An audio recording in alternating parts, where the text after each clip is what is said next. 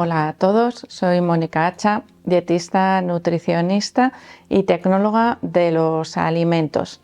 En algunas ocasiones ya hemos hablado de alimentos que no debemos ofrecer a los niños antes del año de edad, pero en realidad hay unos cuantos más alimentos que en función de la edad de los niños tendremos que ir retrasando. Hoy vamos a ver cuáles son esos alimentos que no debemos ofrecer antes de tiempo.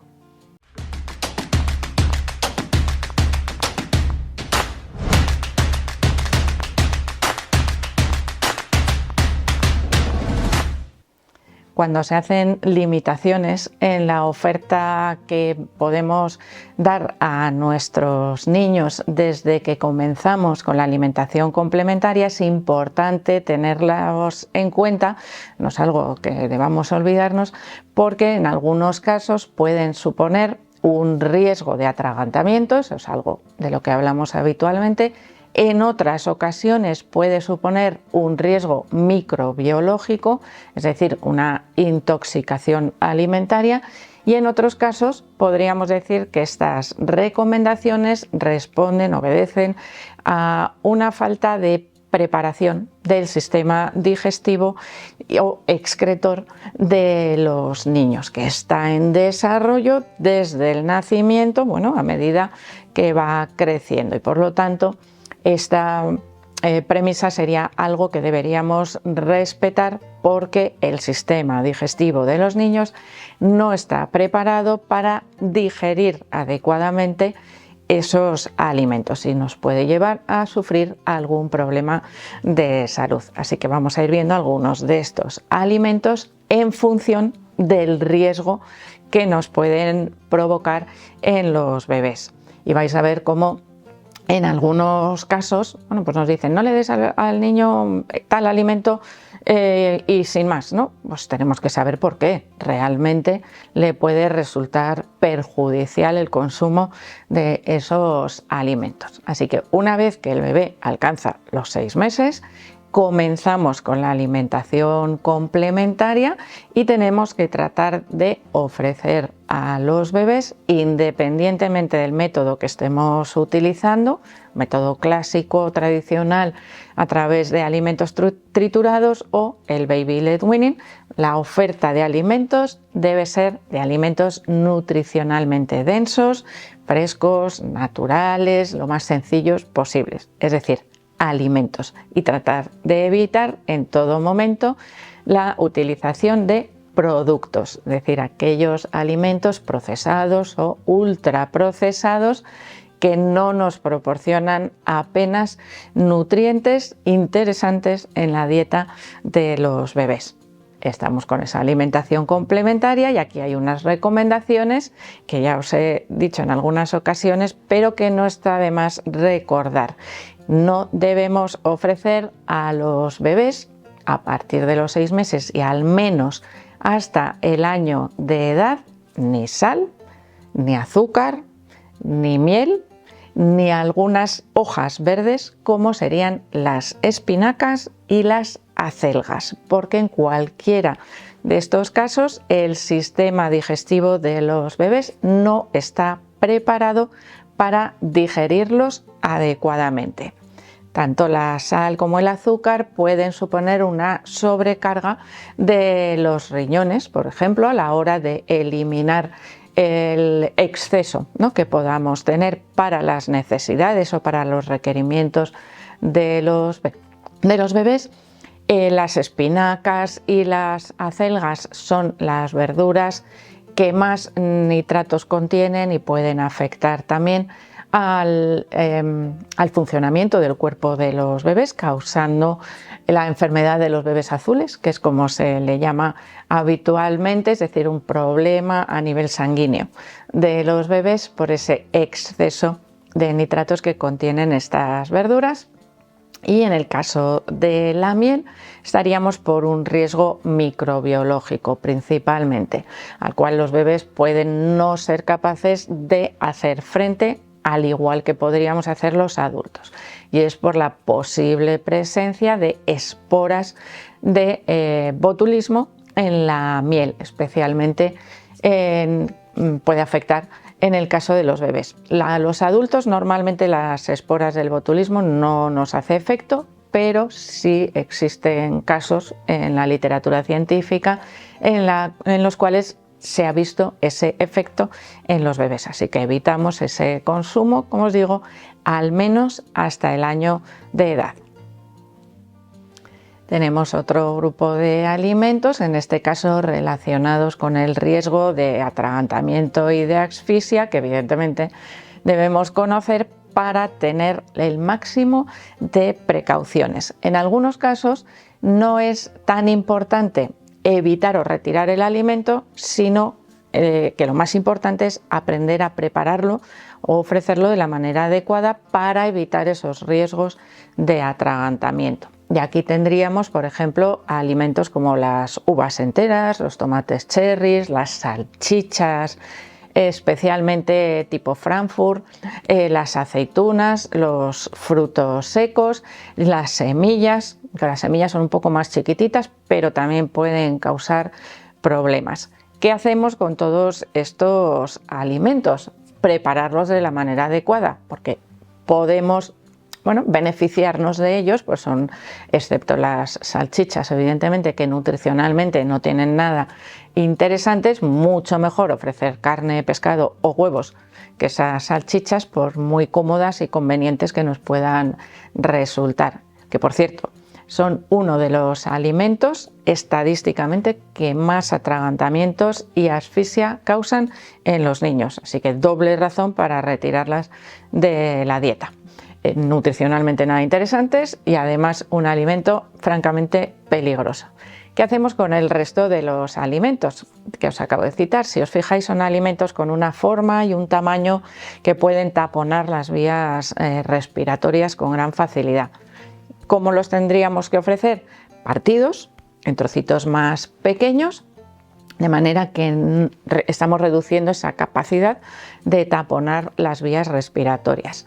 Además, en el caso de los frutos secos, los podemos ofrecer incluso en bebés pequeños, hechos en mantequilla, triturados, bien triturados, para evitar los trocitos.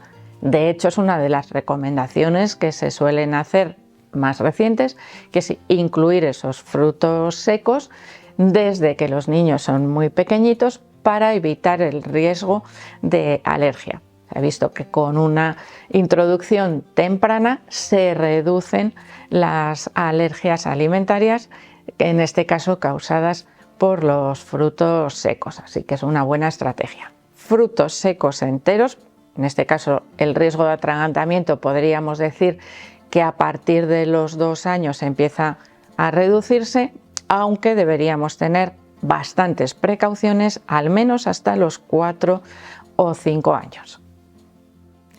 También hay una recomendación, o al menos al contrario, ¿no? Recomendación de no incluir en la dieta el consumo de pescados azules de gran tamaño, al menos hasta los 5 años de edad. Y en algunos casos se empieza a hablar de la necesidad de reducir la frecuencia de consumo de pescados azules de gran tamaño, al menos hasta los 12 años de edad. No prohibición, pero sí un consumo moderado, bajo, de este tipo de pescados, que son, como os digo muchas veces, pescados de muy gran tamaño, no pescados que podamos encontrar en la pescadería, pues 1 o 2 kilos. En ese caso no hay tanto riesgo.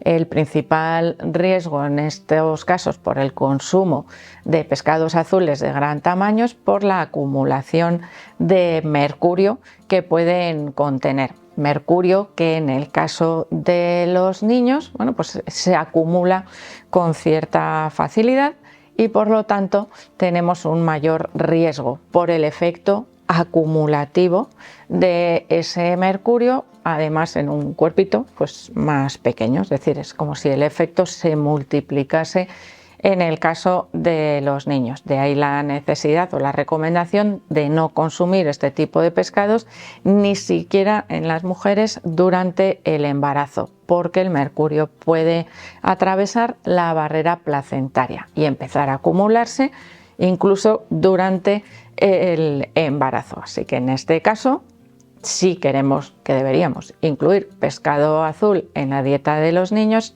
siempre serían pescados azules de pequeño tamaño, que tienen un tiempo de vida mucho más pequeñito y además no son depredadores de otros pescados, ya que en ese caso estarían acumulando la cantidad de mercurio que hubiese contenido en ese otro pescado que se están comiendo. De ahí esos pescados tan grandes que además son depredadores de otros pescados y tienen un tiempo de vida, pues evidentemente muy superior, más tiempo para acumular el mercurio que está presente en los mares.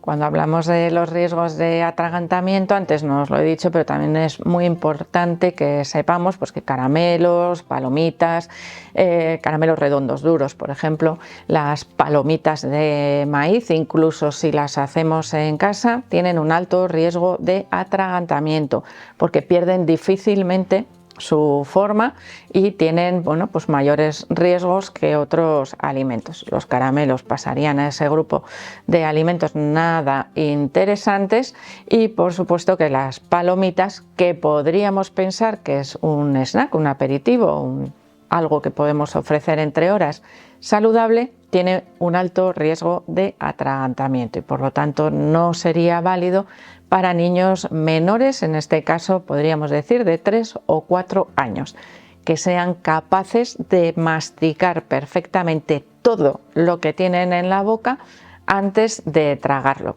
Y pensaréis, va, con 2 años también lo hacen. No tan bien. Muchas veces tienen tendencia a tragar alimentos que no han terminado de masticar. Bien porque les duele la boca, porque están saliendo nuevos dientes o por la razón que sea, porque están más despistados.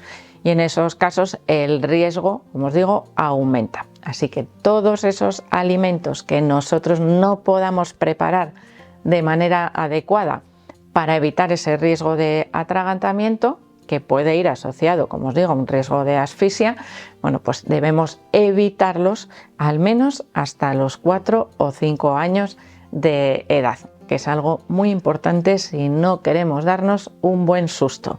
Y cuidado con los frutos secos partiditos en trozos, porque si se aspiran, es decir, si pasan a las vías respiratorias sin masticarse, que es un riesgo importante en el caso de los niños pequeños, podrían causar infecciones pulmonares graves.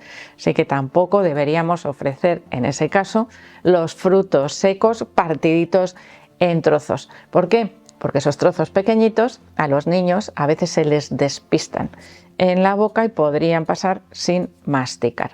Ese es el caso que ocurriría también, que por eso os lo he citado antes, con las semillas, que siempre pensamos, son más pequeñitas, tienen menos riesgo, tienen más riesgo de que se traguen enteras en lugar de masticarlas. Así que espero que el vídeo nos haga ser conscientes del riesgo que pueden tener algunos alimentos de uso bastante habitual en la dieta de los niños. Así que espero que le deis al like, no dejéis de suscribiros al canal y quiero seguir viéndoos a todos en los próximos vídeos.